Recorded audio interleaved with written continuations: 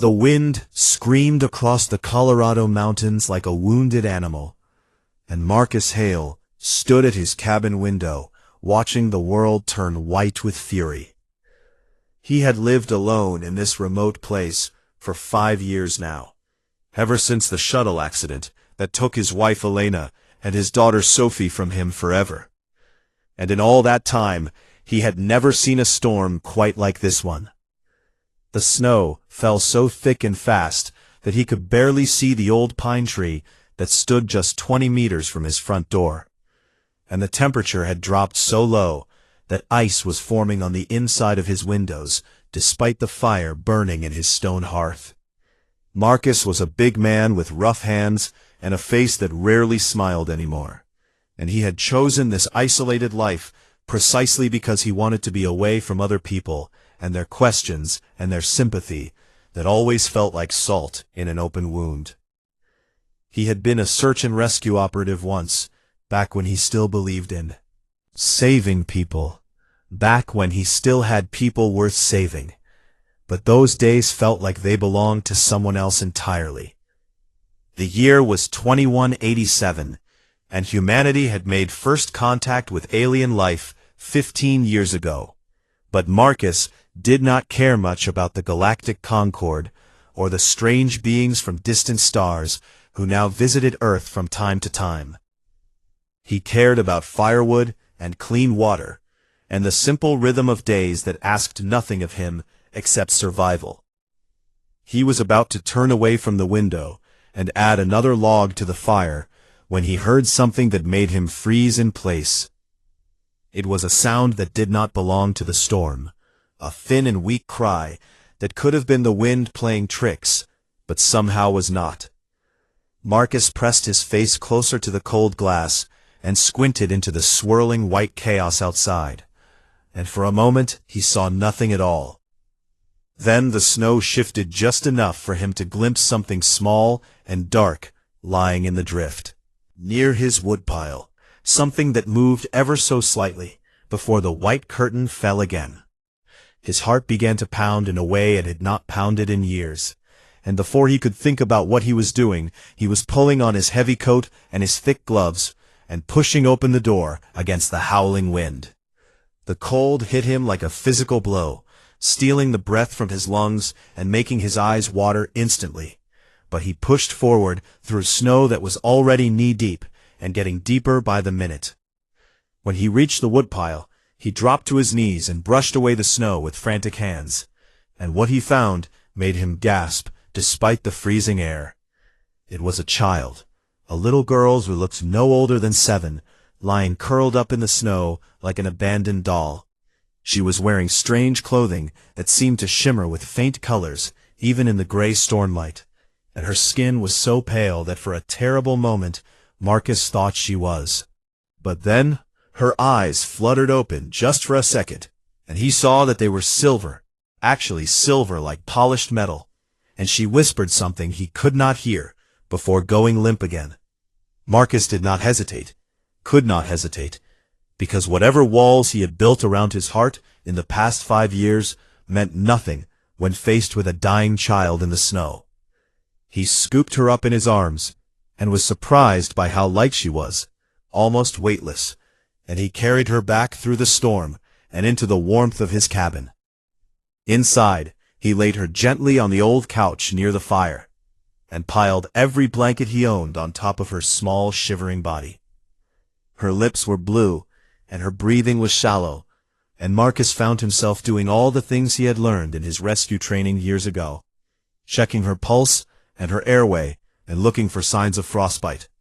She was cold, terribly cold, but somehow she was still alive. Beside her for what felt like hours, feeding the fire and watching her face for any sign of change.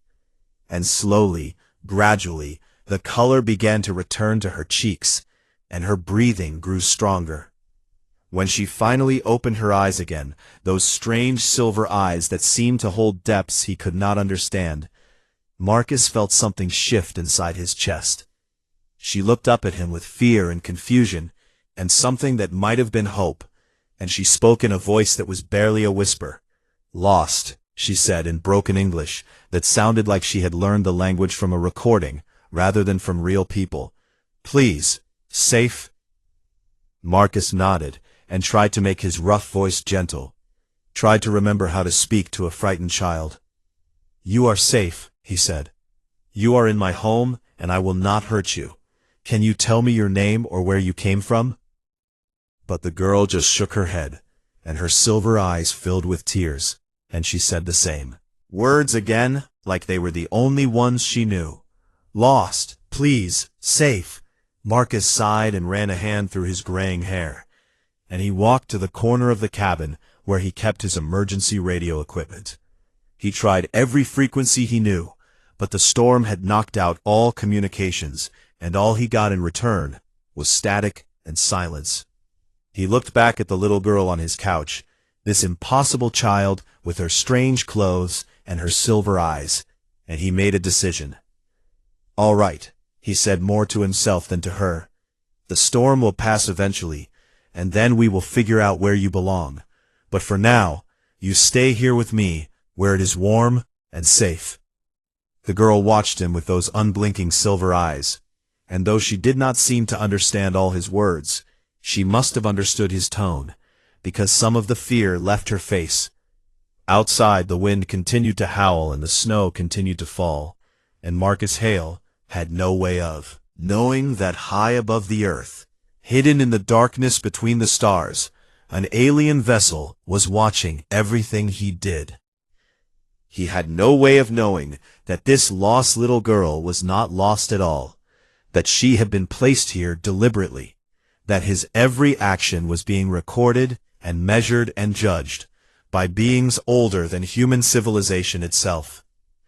All he knew was that a child needed help, and despite everything he had lost and everything he had become, he was not the kind of man who could turn away from that.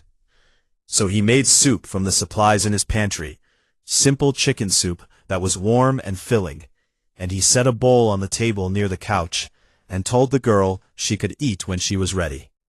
Then he sat in his chair by the fire and watched the flames dance, and he tried not to think about another little girl he had once made soup for, a little girl with brown eyes instead of silver, who would never eat his cooking again. The night, and somewhere in the small hours before dawn, the strange child finally ate the soup and whispered two words that Marcus almost did not hear: "Thank you." And despite himself, despite all the walls he had built, Marcus Hale felt the smallest crack form in the armor around his heart. The first full day with the strange child began with silence and fear. Marcus woke at dawn to find her pressed into the corner of the couch, her silver eyes wide and watchful, her small body tense like a wild animal ready to run at the first sign of danger. He moved slowly and carefully as he got up from his chair where he had slept, and he spoke in a soft voice as he walked to the kitchen area to prepare breakfast. "Good morning," he said. "Are you hungry? I'm going to make some eggs and bread if you would like some." The girl did not answer, but her eyes followed his every movement as he cracked eggs into a pan and toasted bread over the fire. When the food was ready, Marcus set a plate on the small table and stepped back, giving her space, not wanting to crowd her or make her feel trapped. For a long time she did not move, and Marcus began to eat his own breakfast without looking at her directly, pretending to be focused on his food. Only when the atmosphere shifted did Marcus finally look up, making eye contact for the first time. She thought he was not watching. Did she creep forward and take the plate, retreating back to her corner to eat with her fingers like someone who had never seen a fork before? Marcus noticed this and filed it away in his mind, along with all the other strange things about her, the silver eyes and the shimmering clothes, and the way she seemed confused by the simplest objects in his cabin. When she accidentally knocked a cup off the table while reaching for more bread, the crash of breaking ceramic made her cry out and cower, throwing her arms over her head like she expected to be struck. The reaction hit Marcus like a punch to the gut, and he stood very still with his hands open and visible at his sides. "It is just a cup," he said in the gentlest voice he could manage. "Cups break all the time. It is nothing to be scared about. Cups break, but people do not." The girl peeked out from behind her arms and stared at him with those impossible silver eyes, and he could see that she was trying to understand, trying to believe that she would not be punished. Marcus cleaned up the broken pieces without saying another word, and when he was done, he simply went back to his breakfast as if nothing had happened. By the afternoon, she had stopped flinching every time he moved, and when he sat down to show her a simple game of checkers, she actually came closer to watch. He explained the rules in simple words, moving the pieces slowly so she could follow, and though she did not speak, she nodded sometimes to show she understood. They played 3 games, and she lost all of them. But by the 3rd game, Marcus could see that she was learning fast, faster than any child he had ever known, and he wondered again what she really was and where she had really come from. That night, she spoke to him for the 2nd time. "Name?" she asked, pointing at him with one small pale finger. "Your name?" "Marcus," he said. "My name is Marcus." "And what is your name?"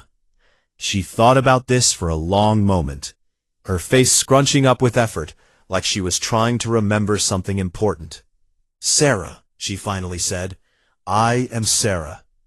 Marcus nodded and gave her what might have been the first real smile to cross his face in 5 years. "Hello, Sarah. It is nice to meet you." The 2nd day, the storm grew even worse, and Marcus began to worry about his supplies. He had enough food for a week or more, but the firewood inside the cabin was running low, and the temperature outside had dropped to deadly levels. Still, he kept his worry hidden from Sarah, not wanting to frighten her when she was finally starting to relax in his presence. He taught her how to whittle that day, giving her a small piece of soft wood and a dull knife, and showing her how to carve simple shapes. She was clumsy at first, but determined, and by evening she had produced something that might have been a bird or might have been a lumpy potato, but she held it up with such pride that Marcus told her it was the finest carving he had ever seen. Later he made hot cocoa, a treat he had not bothered with in years because there had been no one to share it with. And when Sarah tasted it, her eyes went wide with wonder. "Good," she said, which was becoming her favorite word. "Very good." That night, the nightmares came. Marcus woke to the sound of screaming and found Sarah thrashing on the couch, her silver eyes open, but seeing nothing, lost in some terrible dream that made her cry out in that strange melodic language he could not understand. He did not know what to do at first, did not know if he should touch her or speak to her, or simply wait for the nightmare to pass. But then she cried out one word that needed no translation, a word that sounded the same in any language: "Mama." And Marcus Hale, the man who had sworn never to care about anyone again, sat down beside her and took her small hand in his rough, calloused one. He began to talk in a low, steady voice, telling her stories he had not told in 5 years. Stories about a brave princess who lived in a castle made of stars and had adventures across the galaxy. They were the same stories he had once told Sophie, and speaking them aloud made his chest ache with a pain he thought he had buried forever. But Sarah grew quiet as she listened, her silver eyes slowly focusing on his face, and eventually she fell asleep, still holding his hand. Marcus did not move for the rest of the night. The 3rd day, everything changed. The storm had become a monster, a white beast that roared around the cabin and made the walls shake with its fury. And when Marcus checked the firewood, he found only enough for a few more hours. Without fire, they would freeze to death before morning, and the only solution was to go outside to the storage shed, where he kept the rest of his wood. It was a death sentence, and he knew it. The shed was 50 meters away, and in this storm, that might as well have been 50 kilometers. But there was no other choice. He bundled Sarah in every blanket he owned, and gave her all the emergency rations from his pack, and he knelt down to look into her silver eyes one last time. "I have to go outside," he said. "I have to get more wood, or we will freeze. If I do not come back, you must stay hidden and quiet. Someone will find you eventually." Sarah grabbed his arm with surprising strength, her eyes filling with tears. "No," she said. "Dangerous. You stay." Marcus gently removed her hand and stood up, pulling on his heaviest coat and wrapping a scarf around his face until only his eyes were visible. "Sometimes we have to do dangerous things for people we care about," he said. "That is just how it is." And before she could protest again, he opened the door and stepped into the white, howling darkness. The cold was beyond anything he had ever experienced. A living thing that wanted to kill him, that wrapped around his body and tried to drag the heat from his bones. He could not see more than an arm's length in front of his face, and he navigated by memory alone, counting his steps and praying he was going the right direction. Twice he fell and almost did not get up again, his body screaming at him to just lie down and rest, to let the snow cover him like a cold white blanket. But he thought of Sarah alone in the cabin, Sarah who trusted him, Sarah who called him by name, and he forced himself to keep moving. When he finally found the shed and loaded his arms with as much wood as he could carry, he knew he did not have enough strength left to make it back. He made it anyway, because there was no other option. Sarah was waiting at the door with tears streaming down her face, and when he collapsed inside, she did something he did not. She placed her small, pale hands on his frozen fingers, and a warmth unlike anything he had ever felt began to flow from her palms into his damaged flesh. He watched in amazement as the frostbite faded from his skin, as the blue color was replaced by healthy pink, and he looked up at this strange child with new understanding. "You," she said, with those silver eyes glowing faintly in the firelight. "You good, you kind, even when hard. Why?" Marcus Hale, cold and exhausted and more alive than he had felt in 5 years, could only give her the simplest answer. Marcus woke on the morning of the 4th day to silence. The terrible howling wind that had been his constant companion for 3 days had finally stopped, and when he looked out the window, he saw clear blue sky above a world transformed by snow. Sarah was already awake, standing at the window with her small hand pressed against the cold glass, and there was something different about her that Marcus could not quite identify. She seemed older somehow, more aware, like she was waking up from a long dream. "Storm is over," Marcus said as he stood up from his chair, his body still aching from his near-death journey to the woodshed. "I should be able to get the radio working today and find out where you belong." But Sarah did not respond.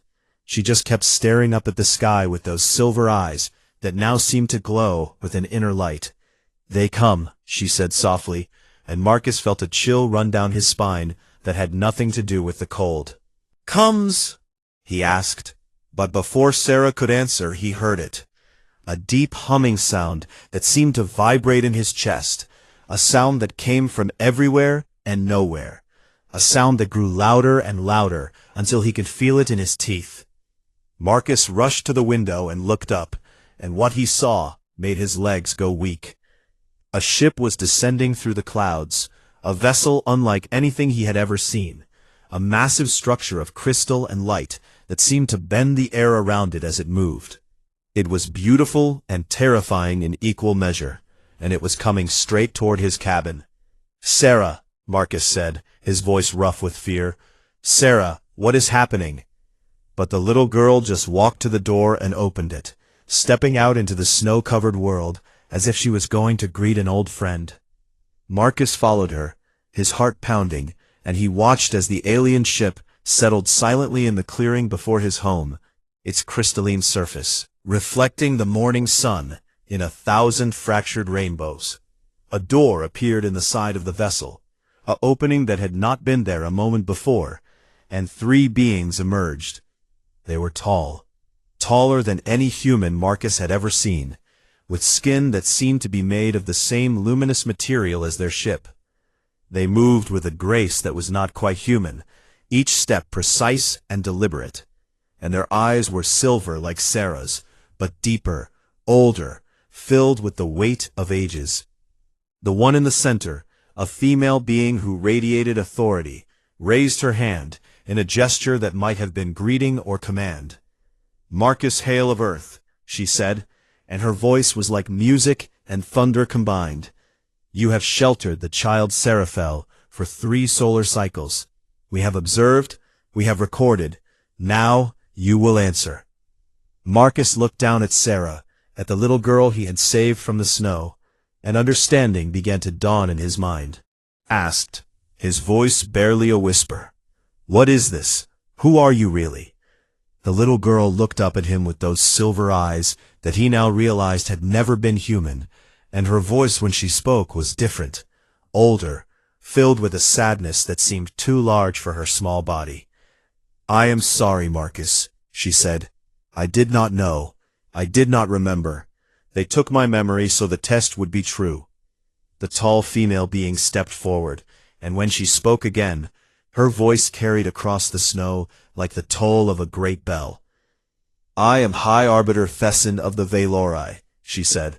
"We are among the founding species of the Galactic Concord, the alliance that governs the civilized worlds of this galaxy, and we have come to complete the trial of compassion."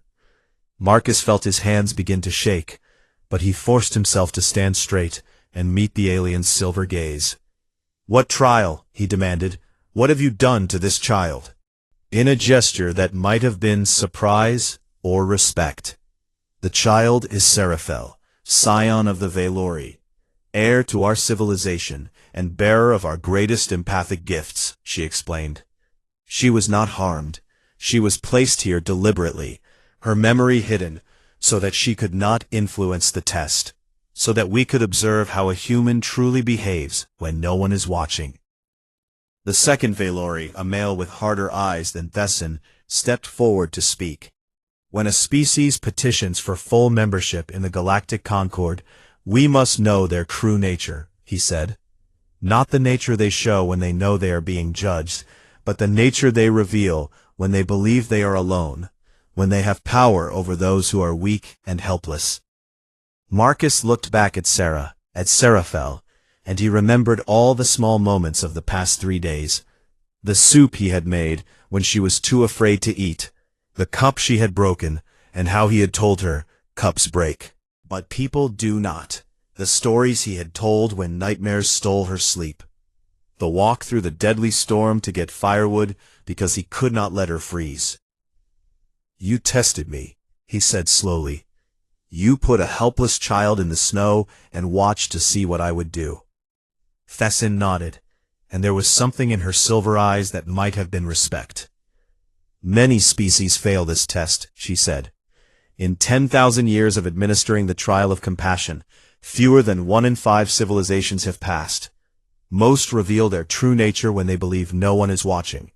They ignore the helpless, they exploit the weak, they harm those who cannot fight back." The hard-eyed male Valori spoke again, his voice cold and clinical. "We have seen species leave children to die in the cold. We have seen them take advantage of the vulnerable. We have seen them show kindness only when it benefits them, and cruelty when it does not." "You watched me?" Marcus asked, his voice steady despite the fear churning in his gut. High Arbiter Thessin took another step forward, close enough now that Marcus could see strange patterns moving beneath her luminous skin, like living constellations. "We saw a man who had lost everything," she said. "A man who had every reason to turn away, to protect only himself, to let the cold world remain cold." She paused, and when she spoke again, her voice was softer. "And we saw that man choose differently. We saw him give his food when he had little to spare. We saw him offer comfort when his own heart was broken. We saw him walk into certain death for a stranger he had known for only 2 days." Marcus felt tears prick at his eyes, but he refused to let them fall. "I did not do anything special," he said. "She was a child. She needed help. What else was I supposed to do?" It was Seraphel who answered, the little girl who was not a little girl, with him for 3 days as a lost and frightened child. That question, she said with wonder in her voice, that question is why we are here. That question is what separates the worthy from the unworthy. High Arbiter Thesson straightened to her full towering height, and her voice took on a formal quality that echoed across the snowy clearing like a decree. Marcus Hale of Earth, she said, the trial of compassion is complete, but the judgment is not yet rendered. You have passed the observation phase, but now you must face the final examination. She raised her hand, and the air seemed to shimmer around them. Now you must show us your memories, your true intentions, the depths of your heart laid bare. And then we will decide not only your fate, but the fate of your entire species. Marcus Hale, the man who had hidden from the world for 5 years, the man who had thought he had nothing left to give, looked at the child he had saved, and the ancient beings who would judge him, and he nodded. And then, let the judgment begin. They brought Marcus inside the crystal ship, and the moment he stepped through the doorway, he felt the world shift around him. The interior was vast, far larger than should have been possible given the size of the vessel from outside, and the walls seemed to pulse with soft light that changed color as he watched. High Arbiter Thesson led him to the center of a great circular chamber where a platform of pure white light waited, and she gestured for him to stand upon it. This is the Chamber of Truth, she explained. Here we will use our empathic technology to replay your memories, not just what you did, but what you felt, what you intended, the deepest truths of your heart. Marcus looked at the platform, and then back at the towering alien. And if you do not like what you find? He asked. The hard-eyed Valori, who Marcus now knew was called Arbiter Kelvon, answered with a cold smile. Then we will know that humanity is like so many other species, charming on the surface, but rotten beneath, and your world will never join the galactic concord. You will be left alone in the dark between the stars until you evolve into something better or destroy yourselves. Marcus thought about Earth, about all the people who would never know that their future depended on what happened in this chamber, about children who might never see the stars because of what these beings found in his heart. He stepped onto the platform. The light surrounded him immediately, warm and strange, and he felt something reaching into his mind with gentle but irresistible fingers. Then the memories began. He saw himself finding Sarah in the snow, felt the cold biting at his skin, and the shock of discovering a child where no child should be. And he felt what he had felt in that moment, the fear and the confusion, and beneath it all, the absolute certainty that he could not leave her there to die. The memory shifted, carrying her inside, and he felt the weight of her small body in his arms, and the desperate hope that she would survive.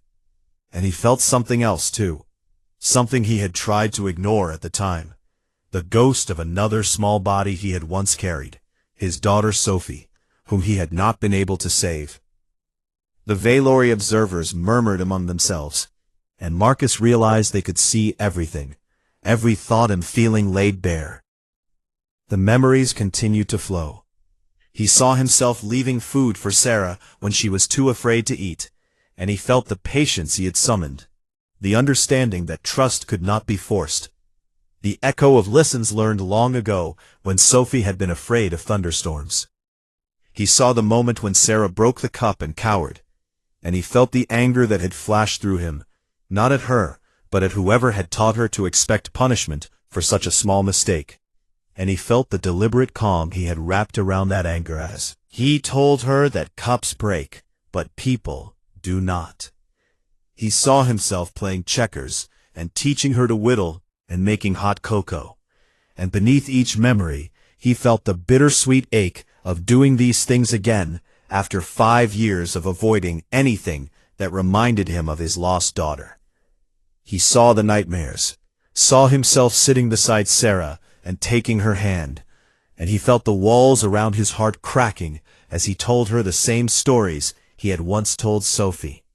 felt the tears he had refused to let fall, and the grief he had kept locked away for so long. And then came the memory he dreaded most. He saw himself preparing to walk into the storm. Saw himself giving Sarah his supplies and telling her to stay hidden. And he felt what he had felt in that moment. He felt the certainty that he was going to die. He felt the fear, not of the death itself, but of leaving Sarah alone, of failing another child the way he had failed Sophie. And he felt the choice he had made anyway, the decision to walk into the white, howling darkness, because giving up was not something he knew how to do, not when a child was counting on him. The light faded, and Marcus found himself standing on the platform, trembling and exposed, every secret of his heart laid bare before alien judges. High Arbiter Fessin was silent for a long moment, her silver eyes unreadable. But Arbiter Kelvon stepped forward with something like triumph in his voice. "I have seen enough," he declared. "This human is not a hero.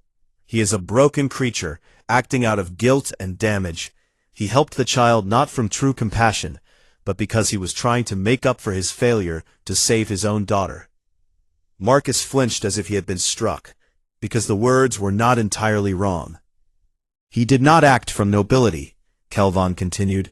"He acted from psychological wounds, from the desperate need to prove to himself that he was still capable of saving someone. This is not compassion. This is compensation."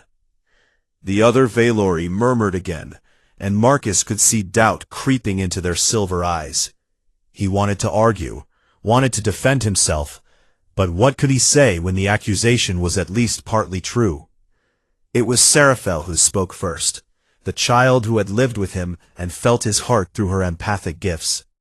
"You are wrong," she said to Kelvon, and her young voice carried a weight that made everyone turn to listen. "You see his pain and call it weakness. You see his grief and call it selfishness. But you are wrong." She walked to stand beside Marcus, looking up at him with those silver eyes that had seen everything he was. "I felt his grief," she said. "I felt his fear. I felt how much it cost him to care again, to risk his heart again after it had been so badly broken. And he did it anyway." She turned to face the gathered Valori. "In your ancient text there is a word, Aelveth, which means courage of the wounded heart," she said. "You teach that the bravest souls are not those who have never been hurt, but those who have been broken and still choose to love, still choose to help, still choose to hope." She pointed at Marcus with one small pale finger. "This man is Aelveth," she declared. "He is exactly what our ancestors meant when they wrote those words." Silence fell in the chamber, and Marcus felt tears finally slip down his cheeks. High Arbiter Fessin spoke at last, her voice thoughtful. "The child speaks wisdom," she said. "But Arbiter Kelvon's concerns cannot be dismissed. We must hear from the human himself." She turned her silver gaze to Marcus. "Speak, Marcus Hale. Tell us why you helped this child. Tell us the truth of your heart." Marcus wiped his eyes and stood as straight as his tired body would allow. "Arbiter Kelvon is right," he said, and his words surprised everyone. "I am broken, damaged. I carry guilt that I will never be free of, and yes, I helped Sarah partly because I could not save my own daughter." He paused and took a shaky breath. "But I do not think that matters." He looked at each of the Valori in turn, meeting their silver eyes without flinching. "Kindness does not have to come from a perfect place," he said. "It just has to come. I did not help Sarah because I am a good person. I helped her because she needed help. And maybe I needed to help her. Maybe we saved each other. Is that so wrong?" He shook his head. "I cannot give you a hero. I can only give you a man, a flawed and wounded man who did the best he could with what he had. And if that is not good enough for your galactic concord, then maybe your concord is not as wise as it thinks it is." Silence hung in the chamber like a held breath. Then High Arbiter Fessin did something Marcus did not expect. She smiled, said, We will now render our verdict. The Chamber of Truth fell silent as High Arbiter Thessin raised her hand, and Marcus watched as the walls around them began to shimmer and change. Suddenly, they were no longer alone. Images appeared in the air around them, floating windows that showed faces of beings Marcus had never seen before.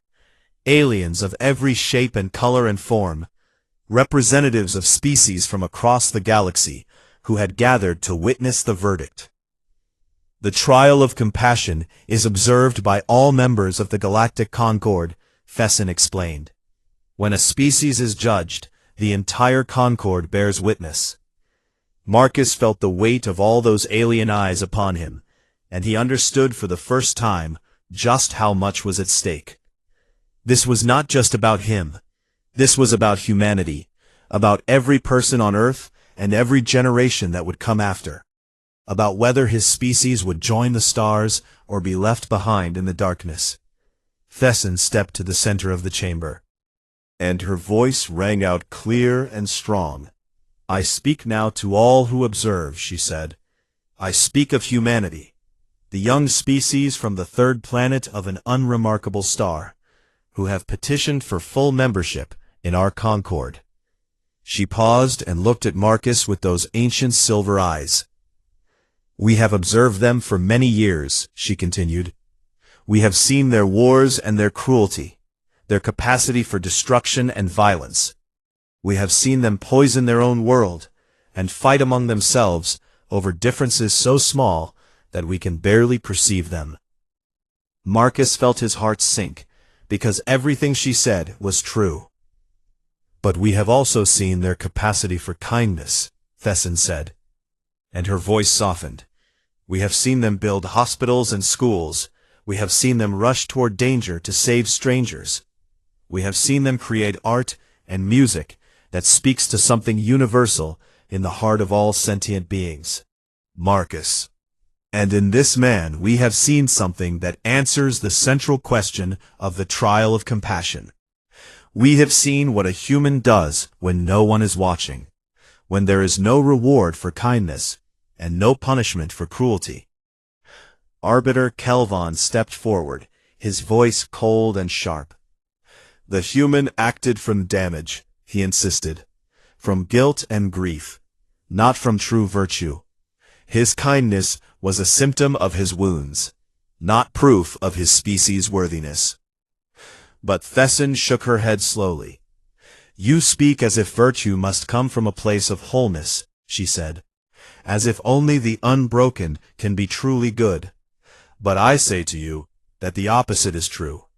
She turned to address the watching representatives from across the galaxy. Any creature can be kind when it costs nothing, she declared. Any species can show compassion when their hearts are full and their lives are easy. The true test comes when we are broken, when we are wounded. Reason to close our hearts and protect ourselves from further pain. She looked at Marcus, and for the first time he thought he saw something like warmth in her silver eyes. This man lost everything that mattered to him, she said. His wife, his daughter, his reason for living, and he retreated from the world because he could not bear to feel anything again. But when a child was placed in his path, a child he did not know and had no reason to help, he did not turn away. Her voice grew stronger, filling the chamber. He gave her his food when his supplies were low. He gave her his comfort when his own heart was shattered. He walked into certain death to keep her warm. And he did not know she was valuable.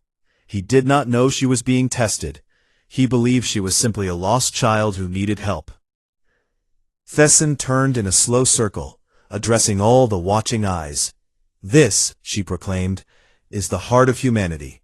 Not perfect, not whole, not untouched by darkness, but capable of choosing light even from the depths of their own pain. Capable of reaching out even when their arms are heavy with grief. She raised her hand, and her voice took on the formal tone of ancient ritual. In 10,000 years of administering this trial across the galaxy, fewer than 1 in 5 species have passed, she said. Most reveal their true nature when they believe no one is watching. They ignore the helpless. They exploit the weak. They show who they really are when the masks fall away. She lowered her hand and looked directly at Marcus. Humanity has passed the trial of compassion. The chamber exploded with sound, voices from across the galaxy, calling out in languages Marcus could not understand. And he felt his legs go weak with relief. But Thesson was not finished. "Let it be recorded in the eternal archives of the Concord," she said, "that humanity is granted provisional full membership among the civilized worlds, not because they are without flaw, but because when it mattered most, one of their kind chose compassion over convenience, sacrifice over safety, and love over indifference." She smiled, and it transformed her alien face into something almost warm. This is the seed from which great civilizations grow. Marcus stood in stunned silence as the implications washed over him. The stars were opening to humanity because of what he had done, because of 3 days in a cabin with a lost child, because he had chosen to be kind when it would have been so much easier to be cold. Seraphel walked toward him, the little girl who had been lost in the snow, who was really the heir to an ancient and powerful civilization. And she stopped in front of him with tears glistening in her silver eyes. "Thank you," she said, and her voice was both the child he had saved and something far older and wiser. "You gave me kindness when you thought I had nothing to offer in return. You told me stories when I had nightmares. You almost died to keep me warm." She reached up and took his rough hand in her small, smooth one. "You called me Sarah," she said, "and I liked that. I will always like that.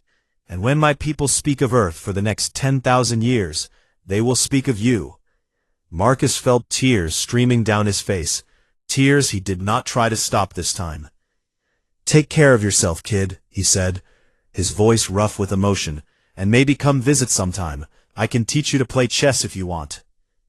Seraphel laughed, and it was the sound of bells ringing in a clear morning sky. "I would like that," she said. "I would like that very much." The Veilori departed as the sun climbed higher over the snow-covered mountains, their crystal ship rising into the blue sky and vanishing among the stars. Marcus stood in the doorway of his cabin and watched them go, and he realized that something had changed inside him. Grief was still there, would always be there, but it was no longer a wall keeping the world out. It was just a part of him, a wound that had become a scar, a reminder of what he had lost and what he had learned. He thought of Elena and Sophie, and for the first time in 5 years, the memory brought a smile instead of tears. He would never stop missing them, but maybe he could start living again. Maybe he could let other people into his heart without being so afraid of losing them. Across the galaxy, the news spread at the speed of light. Humanity had passed the trial. Humanity was joining the stars, and Marcus Hale was the reason why. On Earth, people celebrated in the streets, not knowing that their future had been earned by a lonely man in a mountain cabin, not knowing that everything had changed because of soup and hot cocoa and stories told in the dark. And high above the Earth, in the eternal archives of the Galactic Concord, a new entry appeared in Records of Known Civilizations. Humanity, it said, fragile, flawed, prone to self-destruction, but in their darkest moments, capable of extraordinary light. Classification: worthy.